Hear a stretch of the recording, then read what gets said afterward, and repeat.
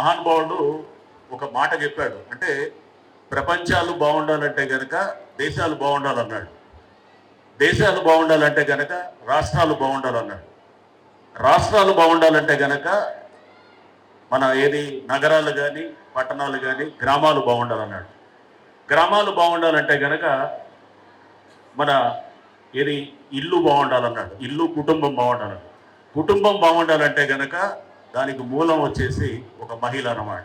అంటే దేశాలు ప్రపంచాలు బాగుండాలంటే కనుక ఫైనల్గా వచ్చేసి ఎక్కడ ఉంటుందంటే ఆ ఇంటికి దీపం ఇల్లాలని మనం చిన్నప్పటి నుంచి మనం చదువుతుంటాం. పెరిగినప్పుడు ఎప్పటి నుంచో మనం ఈ పాటలు విన్నాం. మేము గుడ్డమ్మ కథ పాట అది చిన్నప్పటి నుంచి వింటూనే ఉన్నాం. ఇంకా ఆ దిశగా మనం అడుగులు వేస్తూ ఉన్నాం. అంటే ఏ ఇంట్లో అయితే గనక మహిళకి గౌరవం ఉందో, ఏ ఇంట్లోకి అయితే గనక మహిళ స్వతంత్రంగా ఉంటుందో, ఏ ఇంట్లో అయితే గనక మహిళ ఆర్థిక స్వేచ్ఛ ఉంటుందో, ఏ ఇంట్లో అయితే గనక మహిళకి సమాన హక్కులు ఉంటాయో ఆ ఇల్లు తప్పకుండా అది ఒక మంచి ఇల్లుగా తీర్చిదిద్దుతుంది, మంచి కుటుంబంగా తీర్చిదిద్దుతుంది. తద్వారా దేశానికి పునాదులు అక్కడి నుంచే పడతాయనేది కూడా మనం తెలుసుకోవాలన్నమాట. అంటే మనం దేశాన్ని బాగు చేయాలి, ఇంకేదో బాగు చేయాలంటే కనుక ఏదో చేయాల్సిన అవసరం లేదు. గ్రౌండ్ లెవెల్ ఫండమెంటల్స్ బాగు చేయాలన్నమాట. ఫండమెంటల్స్ బాగైతే దాని మీద నిలబడే పునాదులన్నీ గట్టిగా ఉంటాయన్నమాట. ఫండమెంటల్స్ సరిగ్గా లేకుండా మనం ఏదో మాట్లాడితే కనుక అదేటో పోతున్నది. అందుకోసం మొదటిది గ్రహించాల్సింది ఏంటంటే దీనికి మహిళ బాగుండాలంటే ఏం చేయాలి. ఇప్పుడు అందరూ చదువుకుంటున్నారు, ఉద్యోగాలు చేస్తున్నారు, అంటే ఆర్థిక స్వేచ్ఛ వైపు పయనిస్తున్నారు. ఇందాక డాక్టర్లు చెప్పారు, మీ ఆరోగ్యాన్ని కాపాడుకోవాలి, మీ ఆరోగ్యం బాగుంటేనే కుటుంబం అంతా కూడా చల్లగా ఉంటుంది. అంతేగాని మీరు తల్లి అంటే త్యాగాలు చేయాలి, ఎప్పుడు ముందు పిల్లలకి పెట్టి తర్వాత తినాలంటే చెయ్యాలి. దాంతోపాటు మీ ఆరోగ్యాన్ని మీరు సక్రమంగా చూసుకోపోతే కనుక మీరు మూలం అన్నమాట. ఆ మూలం కనుక సరిగ్గా లేదనుకోండి, ఫౌండేషన్ వీక్ అయినప్పుడు మొత్తం కుటుంబం అంతా విచ్ఛిన్నయ్యే ప్రమాదం ఉంటుంది. ఆరోగ్యపరంగా కానీ మనం ఏదైనా ఇమోషనల్ పరంగా కానీ. అందుకోసమే నిత్యం మహిళ తనని తను ఇంప్రూవ్ చేసుకోవడానికి ప్రయత్నం చేసుకుంటూ ఉండాలి. అంటే ఇంట్లో రకరకాల సమస్యలు వస్తాయి.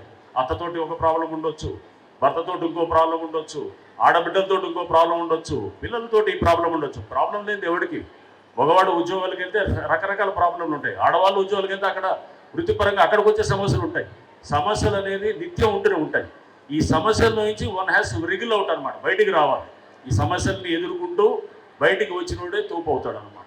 సో ఇది మనం సమస్యలు ఎదుర్కొనే సత్తా ఉండాలి, ఎలా ఎదుర్కోవాలో కూడా మనం తెలుసుకోవడానికి ప్రయత్నం చేస్తూ ఉండాలి అన్నమాట. నిత్యం అది అంటే సమస్యలు ఎదుర్కోవడం అనేది ఊరిని ఆటోమేటిక్ వచ్చేది కాదు.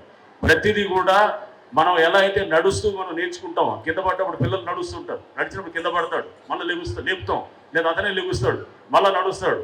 ఇట్లా అంటే ప్రతి సమస్య కూడా ఆ విధంగానే పరిష్కారం అనేది ఉంటుంది. పరిష్కారం లేని సమస్య అంటూ ఏది ఉండదు అనేది నా భావన అనమాట.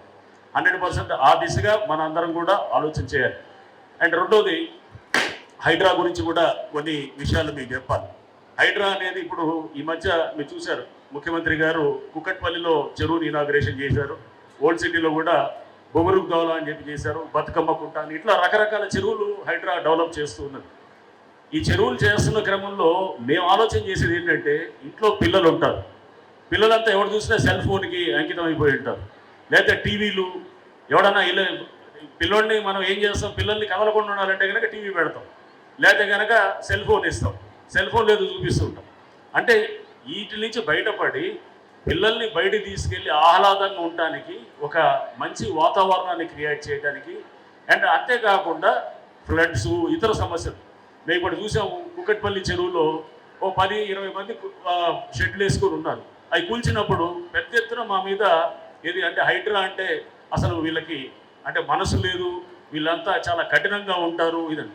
ఇప్పుడు వేలాది మంది, లక్షలాది మంది ఆ చుట్టూ 5-6 కిలోమీటర్ల నుంచి వచ్చేసి అక్కడికి వస్తారు. అంటే ఒక పని చేసేటప్పుడు కొంతమందికి నష్టమైనా అది ఎక్కువ మందికి అత్యధికులకి గనక మంచి చేస్తే గనక తప్పకుండా ఆ నిర్ణయం తీసుకోవాల్సిన అవసరం ఒక అడ్మినిస్ట్రేటివ్గా, లేకపోతే ఒక ప్రభుత్వం, ఒక ముఖ్యమంత్రికి కానీ, లేకపోతే ఒక హైడ్రా కమిషనర్గా మాకు కానీ, ఎవరికైనా కానీ అధికారులు ఈ బ్యాలెన్స్ చేయడం చాలా అవసరం అన్నమాట. దీనివల్ల నష్టం ఎంత, లాభం ఎంత అనేది ఇప్పుడు మనం ఏదైనా కానీ ఇంట్లో మనం నిర్ణయం తీసుకున్నప్పుడు ఏం చేస్తాం, నష్టం ఏంటి, లాభం ఏంటి, ఈ లెక్కేస్తాం. లాభం మంచిగా ఉండేది, నష్టం ఉండేది అని తగ్గించి వీలైనంతవరకు దాన్ని కూడా చెప్పడం చాలా ఈజీ. మీరంతా కూల్చివేస్తున్నారు ఇదేనండి. కూల్చివేసేది ఊరినే నిర్మాణం చేయడానికే కూల్చివేస్తున్నాం. ఇది దిస్ ఈజ్ కన్స్ట్రక్టివ్ డిస్ట్రక్షన్ అంటాం అనమాట. అందుకోసం అంటే డిస్ట్రక్షన్ ఊరిని not for the sake of destruction. దీని మీద తర్వాత నిర్మాణం చేయడానికి వీఆర్ డూయింగ్ సంథింగ్ బిగ్. ఇప్పుడు చేసేది మీరు అద్భుతంగా ఉంటుంది. రేపు ప్రతి సిటీ అంతా కూడా కబ్జాలు లేకుండా మీ ప్లాట్ ఉంటుంది. మీ ప్లాట్ ఇక్కడ పెడితే కనుక ఎవడో వచ్చి కబ్జా చేస్తాడు. కబ్జా చేస్తే కనుక అసలు ఏంటి, ఎవరి దగ్గర పోవాలి? మీ రోడ్డు ఉంటుంది, రోడ్డుని ఎవడో కబ్జా చేస్తాడు. మీ పార్కులు ఉంటుంది, పార్కుని కబ్జా చేస్తాడు.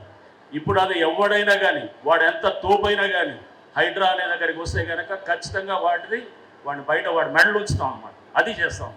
ఇది అందుకోసం హైడ్రాకి ప్రజలు అంత ఎత్తున కూడా అంటే ఎందుకు సపోర్ట్ పలుకుతున్నారు అనేది కూడా మీరు చూడాలి. వందలాది మంది, వేలాది మంది హైడ్రాకి వచ్చే దగ్గరికి మా దగ్గరికి వస్తున్నారంటే కనుక అన్ని పవర్లు ఇచ్చాడు ప్రభుత్వం. పవర్స్ ఇచ్చి అన్ని డిపార్ట్మెంట్స్ పవర్లు మా దగ్గర ఉంటాయన్నమాట. పవర్లు ఉంటాయి. అధికారులు కూడా జాగ్రత్తగా హ్యాండ్ పిక్డ్ అధికారులు ఉంటారు. ఉండి వీళ్ళు రేపు అక్కడ ఎక్కడైనా కబ్జాలు అయినా కానీ, ఎక్కడైనా కానీ మీ పార్కులు ఎవడో కొట్టేస్తున్నాడు, లేదా మీరు ఇంకేదో మీ లైబ్రరీ కోసం పెట్టింది ఇందాక వస్తున్నా చూస్తుంటే ఇక్కడ వస్తుంటే రోడ్లు సరిగ్గా అనిపించలేదు. ఇంకా ఏది డ్రైనేజ్ అంతా లీక్ అవుతూ ఉన్నది. సో ఇక్కడ చాలా చేయడానికి స్కోప్ ఉంది. మంచి ఆలోచన ఉండేవాళ్ళు ఇప్పుడు ఎవరు మన ప్రభు లాంటి వాళ్ళు, లేకపోతే ఎవరు మన ఇతర ఎవరైనా కానీ కూడా మంచి ఆలోచన ఉండేవాళ్ళు. సమస్యలు చాలా ఉన్నాయి ఇక్కడ. సమస్యలు ఉన్నప్పుడు పని చేయాలనే సంకల్పం ఉండాలి, దృఢ నిశ్చయం ఉండాలి. అండ్ దీనికి కఠోరమైన మన దీక్ష అండ్ కఠోరమైన మన హార్డ్ వర్క్ చాలా అవసరం. మమ్మల్ని ఎంతోమంది మాట్లాడతారు. ఎవడన్నా కానీ మనం ఏది అంటారు కదా, అర్జునుడి ఏది మనం మత్స్యంత్రం ఏదైతే ఉందో ముందు దాని మీద స్ట్రెయిట్గా పోతుంటాం అనమాట. నువ్వు ఎవడు ఏదన్నా కానీ కూడా అక్కడ మేము ఎందుకంటే అనేవాళ్ళు చాలామంది ఉంటారు. ఇవన్నీ మనం చేస్తూ ఉంటే కనుక నాకు చిరంజీవి గారు ఒక మాట చెప్తుండేవారు. ఇది మనకు తెలుసు కదా, మెగాస్టార్ చిరంజీవి గారు. వారేమనేవాళ్ళు, మనం పెద్ద లక్ష్యాలు సాధించాలంటే మనం చెవిటివాడు అయిపోవాలని చెప్పేసి. అంటే ఎవడు ఎన్ని మాటలు మాట్లాడినా కానీ నువ్వు వినకుండా ముందుకు నువ్వు అనుకున్న లక్ష్యం వైపు వెళ్తూ ఉండాలి. అప్పుడే నువ్వు అనుకున్నది సాధించడానికి వీలవుతుంది అనేది ఇది మనం అంటే ఎవరైనా కష్టపడి కింద నుంచి వచ్చిన వాళ్ళకి ఇది తెలుస్తుంది అన్నమాట. సో మేమందరం కూడా ఆ క్రమంలో చేస్తున్నాం. మేము చేసేది ఏంటనేది ఇప్పుడు ప్రజలకి అందరికీ కూడా అర్థమవుతుంది అన్నమాట.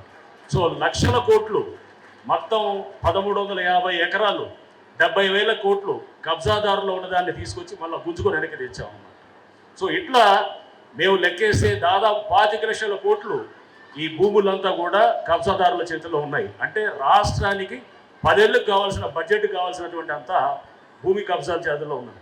ఇదంతా గుంజుకొని వెనక్కి తెస్తే ఇదంతా ప్రజల సొత్తు, ప్రజల కోసం వెచ్చించాల్సింది. అంతేగాని ఎవడో కొంతమంది వాళ్ళ స్వార్థానికి తీసుకొని వాళ్ళు వాడుకుంటుంటే కనుక ప్రభుత్వాలు చూస్తూ ఉండవు, హైడ్రా లాంటి సంస్థలు చూస్తూ ఊరుకోవు. సో ఇది మీ అందరికీ చెప్తూ మేము తప్పకుండా హైడ్రా ముందు మహిళలతో ఇంకా ఎలా కనెక్ట్ కావాలి, ఈ పార్కులు ఇట్లాంటివి తయారు చేస్తూ మీ అందరికీ కూడా ఇంకా అంటే ఏ విధంగా మేము హైడ్రా అనేది మహిళలకు చేరువవ్వడానికి ప్రయత్నం చేస్తాం అనేది కూడా మేము చేస్తాం.